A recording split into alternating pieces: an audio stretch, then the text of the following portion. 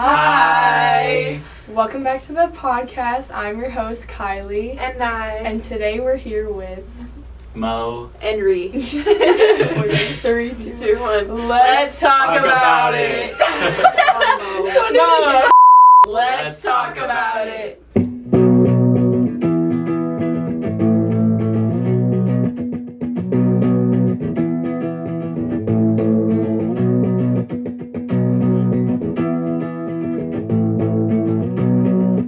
First of all, introduce yourselves. Like, what do you do? Because, like, we know you, but, like, no one else knows you, right? Do you want to go first? You go first. I'll go first? Okay. So like I said, my name is Mo. I'm the Director of Color Guard here at Rhea High School. I just graduated from the University of Arizona. With Yay! and then I'm applying to graduate school right now, so that's my life. Yay! My name is Rhea. I am one of the guard techs here at Rhea High School. I graduated also from the UofA a couple of years ago, and I'm currently a master's student at ASU for social work. That's me. Oh, I didn't know Oh, that. I didn't know that either. Fun fact, guys. Thank you guys for coming today. Yes. Our first question is, what made you want to pursue, like, this sport, like, outside of high school, like, after high school? What made you want to, like, what made you know that you wanted to teach it and just, like, become, like, a tech for schools and stuff? I think one thing that made me gravitate towards coming back probably was, I think, the height of the pandemic. That was our senior year of high school, and coming off of that high of, you know, the program that I was in was doing so well, and then everything got cut short, and then moving to Arizona, and then, you know, being a part of an organization here, I think really allowed for me to realize, like, oh, I can give back essentially with all the technique and expertise that I have. And so I think ever since I did guard in college, I think that's what made me realize, like, oh, I can really do this outside of this with high schoolers too. And so I've worked with you guys and I've worked with other schools, and I think it's interesting to see, you know, the technique and all of the differentials within different groups. And I think it's really rewarding also to, like, see you guys perform in all of those things. So that's me. What do you? I think for me, I was kind of thrown into this activity Oh, yeah, really you late. didn't start till your senior year, Yeah, I didn't right? start till I was a senior in high school, and it was kind of like me going against my parents' wishes. Like, they were like, "Don't do color guard. Like, that's not for boys." And so that was me kind of going against them. But then, kind of pursuing like the teaching aspect after high school, I kind of got thrown into it. Like, the band director from here, who was my band shall director, not be named. yes, Who shall not be named.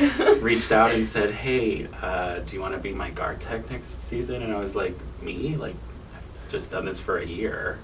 And so I kind of just like jumped in full speed and haven't looked back since. And I think after that first year, I realized like how important this activity is for me, because it was like the first time in my life where I like kind of did something for myself and like chose myself. Because you, like, had years of dance experience before, Yeah. right?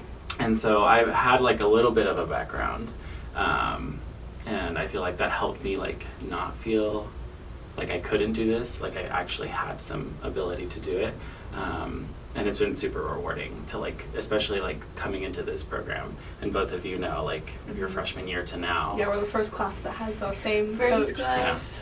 Because before, you guys like new coach every year, every 2 years. And then the program has grown a lot. Like, we used to Yeah. have like 6-8 people every year, and now we've got at least 20. 16 every year and 20 this year. So, this year. I remember freshman year we only had 9 people. Yeah. Yeah. Was it 9 or was it 8? I think it was I 9. think it was 9. It was 12 for fall and 9 for 9 winter. Oh Yeah. my gosh. Because me, PJ, and Andrea didn't do Oh, winter. Yes. I do remember that.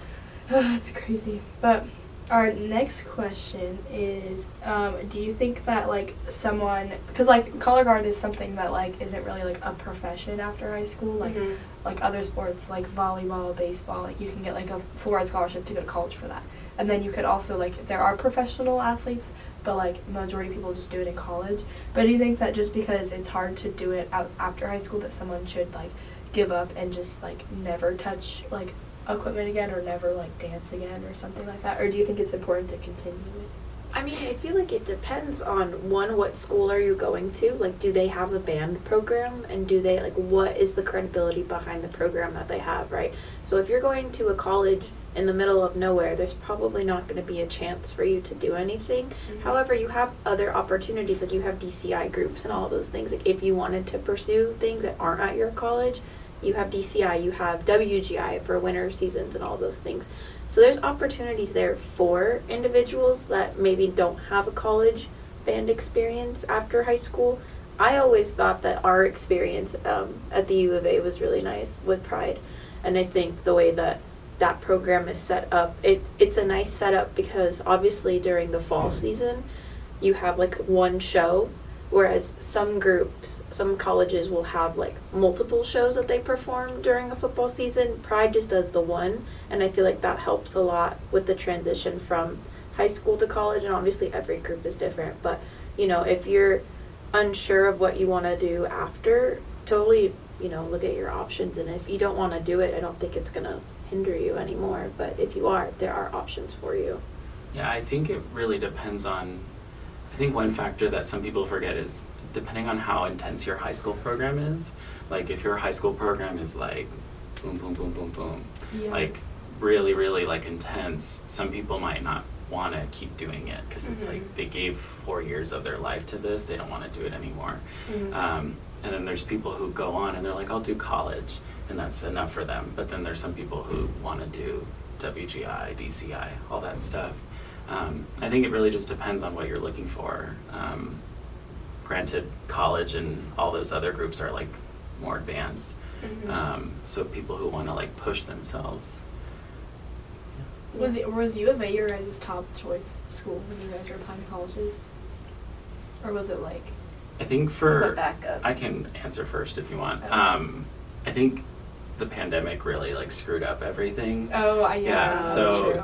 U of A was like the safety school, but it was also just like the only answer because moving away from home During was like not an COVID, option. yeah. Mhm.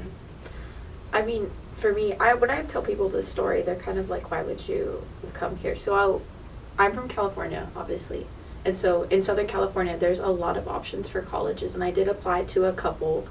But I always had my heart set on going to the U of A probably since I was about 11. And that's just because my family and I would vacation out here, which a lot of people are like, why would you vacation out here? And like living in such a small town in Southern California, you get kind of bored. And so for me, this was like a safe haven of like, oh my God, I love it here. I love the environment. I love the nature and the culture and all the things. And so I think I applied to about 3 colleges and I got into them. But then when I got into the U of A, I was like, this is where I'm going. And I knew that they had a program, and I think the pandemic really solidified me wanting to do guard in college just because we got cut so short of that senior year, and that's what really killed it for me. And I was just like, I'm gonna be doing this, absolutely. Yeah, that sucks. I couldn't imagine like Yeah. going to being a senior in 2020. Cause Yeah, that's but- so sad. It was hard because Yeah. you think about it, we were probably around the time like our second competition of the season. We had already performed one, and we had just got bumped up to Scholastic A, and we were placing really good, and we had felt like this was the year that we were gonna get it, because every year for day 1 champs we'd get first, and the next day would be third, and then first, and then second. Like, this is the year we're gonna nails, and then everything got cut. I remember like for like Kylie and like me and Sydney and them, when they would tell us like, oh, I remember like the show, like we had already like solidified the ending and it was so good, and then they never got to Yeah. perform it. Mhm. Yeah, well, that was my first Yeah, show, yeah. and I remember that we had really good rehearsals, and we like were like, we're gonna do so good, because we were gonna get bumped that year too. Mhm.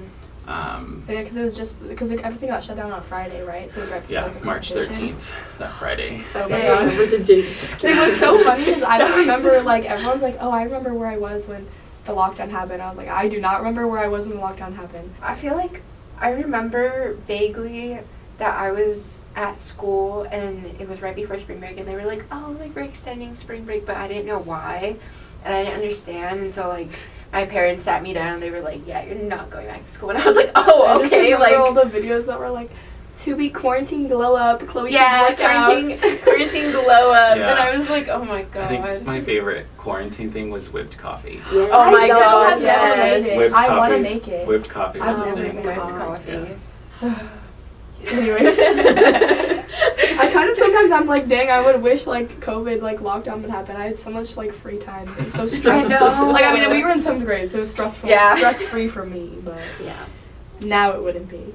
That was like the transition of 7th, 8th, and in high school type of thing for us. Yeah. And I just remember being like so extroverted as a kid, and then quarantine happened, and I just became the opposite. And my mom was like, "You have like no friends," and I was like, "I know." I mean, yeah, I feel like that happened for a lot of kids. Like even Mhm. not only in the guard community, but like kids in general. We were shut down for like 2-3 years, Mhm. and you know, unfortunately, especially kids in that highly developmental stages of their life weren't able to.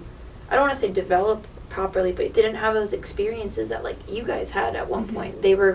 That was taken away from them, and so a lot of people are more introverted nowadays because of that. And you can see it, honestly, most of the time you can see the regression, and we're slowly kind of getting out of it.